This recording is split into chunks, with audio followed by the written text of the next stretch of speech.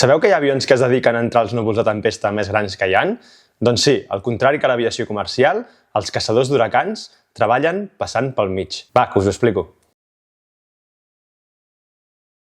I és que avui ha tornat a sortir un dels vídeos amb els que de tant en tant ens va deleitant la NOAA.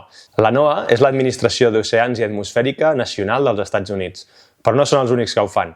Els mateixos Estats Units també tenen una divisió militar en què també fan aquestes proves.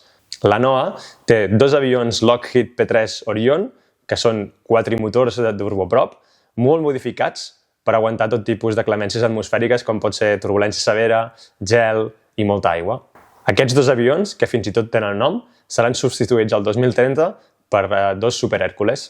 I la pregunta que m'heu fet molts ha sigut: i per què no són avions de turbina? Doncs perquè els avions de turbina especialment tenen molts problemes amb el gel. Llavors, els turboprops tenen una entrada de l'aire molt més petita que fa que siguin molt millors per aquestes condicions. A més, els jets tenen molt retard entre que tu li poses la potència del motor i el motor puja de potència. En canvi, els turboprops tenen molt més directe. Aquests avions tenen diversos radars i centenars de sensors per agafar tot tipus de dades dins de l'huracà, que després s'estudien al terra. Ara us posaré un vídeo gravat des de dins perquè veieu com són les turbulències, l'aigua que hi pot haver, i vull que us fixeu amb la tripulació que portem. Hi ha una persona que vola, una altra que supervisa el que vola i un tercer que s'encarrega només d'ajustar la potència. I és que, com us he dit altres cops, quan hi ha molta turbulència és vital poder gestionar bé el motor per evitar canvis molt bruscos de velocitat.